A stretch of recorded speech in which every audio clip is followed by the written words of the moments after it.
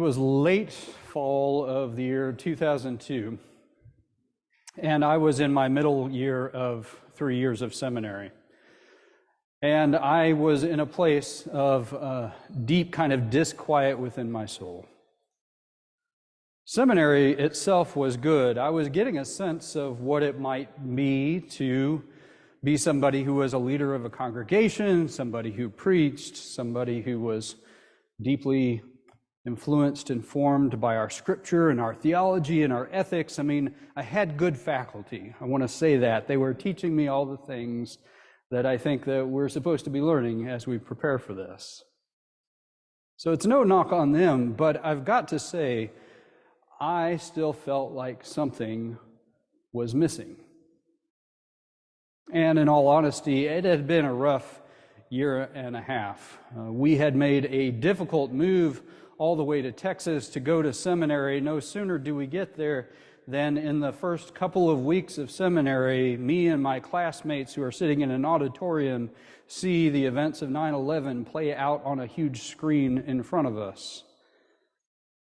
And the very next month, my beloved grandmother Marjorie, who had been the absolute rock of my life, my entire life, died quite unexpectedly. And I had to turn around and go back to her funeral in the place where I had just come from to go to seminary. And I sat with that and with a number of other challenges over the next year of my life, and I had, at that point, some feeling like the world that I was getting ready to enter into as a priest was radically different than the world that I had come from and expected. The rock of my own personal life was gone, and this sense of who we are and our safety and future as a people was gone as well. So it was in the midst of that. One night, I was sitting at my desk working on a theology paper or ethics paper. I don't even remember what it was. And I pushed back from the desk. And I knew that I had reached a wall. I'd reached a limit. There was nothing more for me to give. And so I prayed to God and I said, look, I feel like I'm getting a sense of what it might be to be a priest in your church, as you've called me, I feel. But I've got to confess to you, God, I'm still not sure that I know what it means to be a disciple of Jesus. And that was a hard and vulnerable thing to admit, that I had gotten all the way to this point in my faith journey, kind of halfway there with all the approvals of all the people who'd been a part of my discernment, and somehow I got to a point where I felt like I actually couldn't articulate very well what the heart of all this was about. And I remember as I had pushed back from that desk and as I was kind of leaning back in my chair and offering this prayer and this, kind of confession up to God, that all of a sudden there was this incredible sense of peace that descended upon me, and all of those heavy things that had been weighing me down just lifted up. A peace like I had never known to that point in my life, and I have only occasionally got a glimpse of ever since then. And it was in the midst of that time of prayer and some events over the next couple of days that I came across the scripture passage that we have as our gospel reading today, which exists in 3 of the 4 gospels. This story of Jesus being asked the question, what's the most important thing? Of all the commandments, what is the most important thing to do? And I thought, that's it. That's my question too. Like, what's the heart of the matter here? And Jesus gives this answer, love God with all of your heart, soul, mind, and strength, and says the second commandment is just like it, love your neighbor as yourself. And it wasn't even his original words. He was quoting from way back in Deuteronomy, Moses' giving of those same words to the Jewish people. Love God with all of your heart, soul, mind, and strength. Love your neighbor as yourself.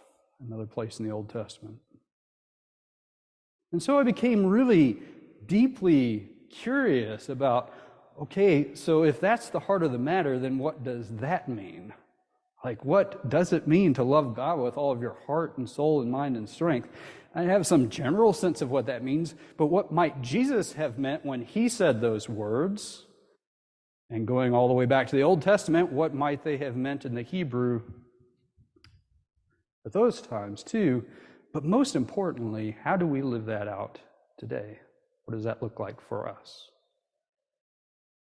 And so I started creating small groups of people who would commit to a series of weeks and months of sitting with those four things and just having deep conversations around what does it mean to love God in each of these four ways? How do we do this? And I've been doing that for years and years, ever since writing and rewriting curriculum all along the way. That's partly what I'm still here doing at the seminary. And I'm starting to get a sense that I'm never going to get to the bottom of this question. Like the final product, I'm not sure is the final product. Maybe the purpose is that I continue to chase down deeper meanings of what this is and help other people do the same. That is the answer that I think Jesus gave me to what is this all about. And that's what I'm teaching on the Tuesday night course that we are doing here online. And this Tuesday, after all these years of teaching this, somebody in our group asked a question that threw me a curveball. I wasn't quite sure what to say. She said, if I'm supposed to love God with everything that I have, how do I also love other people? Like, where does that come from? If I'm already giving everything that I have over here, what do we have left to give everyone else? And I had some answer there, but that felt like it was not satisfactory to me. So I've been thinking about that ever since then. I'm really thankful for that question, because it's caused me to really spend some time with thinking about, well, what does it mean to love? Spend so much time talking about heart, soul, mind, and strength, but what does it mean to love? Like, is there something unique about love that means if I give everything that I have over here, it doesn't mean that I don't have love to give over here? Is it possible that love is the one thing that the more we give, the more we have, rather than the less? I've got to think there's something true about that, because in the New Testament, in several places, it says God is love, and we know that God is infinite. Just like the blessing of those few fishes and loaves, and all of a sudden, it's more than we could ask or imagine, and plenty to share. In fact, enough with 12 baskets full of leftovers. And Jesus, this is his turn on this. He takes that great commandment, the Shema of the Old Testament, and he links it with another passage in Scripture and says, it's just like this. It's like unto this, loving your neighbor as you love yourself. In the Episcopal Church, one of the main theological things that we kind of hold center is that we are created imago Dei, in the image of God. Each and every one of us created in the image and likeness of God. That deep within us, within our souls, there is the spark of the divine, there is the thumbprint of the deity that, looking at you, if I look at you with love, I will see something of the face of God. And hopefully, when you look at me, you see something of the same, which transforms the nature of our relationship, the nature of that interaction. I started asking this question in the midst of a time of a lot of personal and global turmoil way back when. And I've got to say, I'm still asking that question in the midst of a good deal of personal and global turmoil. Like, I'll just confess to you, when I think about the next year or two, I have a lot of trepidation thinking about what's going on in the Middle East. What might that lead to? Thinking about, we got about a year to go before this next presidential election cycle in the midst of a country that we just cannot seem to get along. We see things in so radically different ways. I can't understand sometimes how people see things the way that they see them. And I don't know where all that leads. And it makes me nervous. And the image that I got, that answer that I got, while I was sitting in my desk chair, pushed back from my desk, going, God, it's too much. I don't know. I don't know what to do. I think that's the same response that I want to have right now sometimes, and just push back from it all and go, God, it's so much. I don't know what to do with it all. Help me to see the heart of the matter. Help us to see it. I wish I knew where all of this was heading. I wish I knew some way to make a difference in all of these things that are so much bigger than any one of us. But Jesus sees clearly at times like this. And the answer that he gave in his time was the answer that Moses gave in his time, which was the answer that God gave me 20-some years ago, which is the answer that I think God still gives us and will always give us. Here is the most important thing. Here's the key to hold on to. Love. Love God with everything that you have in all of these different ways that you can love. Love.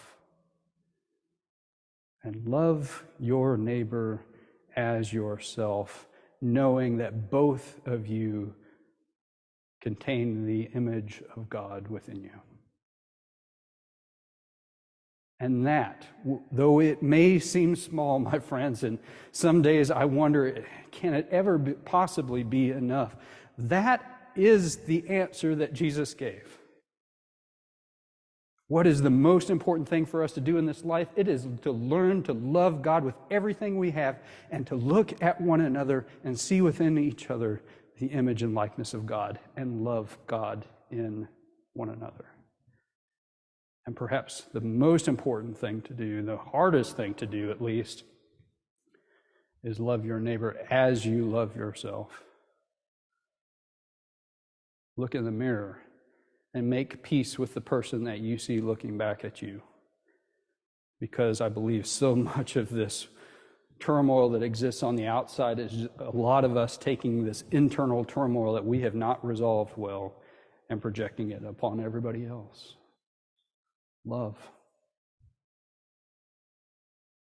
It's simple, it's basic, it's doable, it's not complex. And yet, it's challenging, and I think just as much now as it ever was the answer to how do we deal with all this.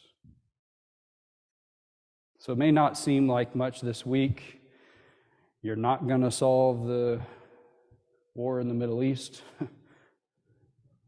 You're not going to help this nation find its way forward and come together somehow. Except for this.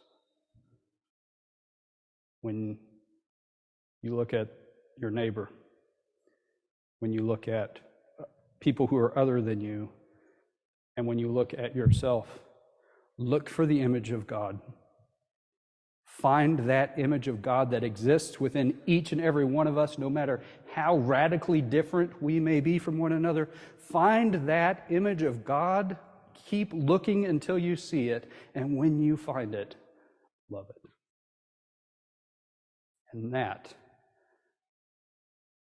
has to be the answer. If it's not, I simply do not know what it is. So that's where I'm planting my flag. I think that's where Jesus invites us to plant our flag, and And I know that you'll have a chance to do that this week. We all will. Look for the image of God, the Imago Dei, in each and every person you meet. Love them, including yourself. And somehow that has the power to grant the peace that we so desperately need. Thanks be to God.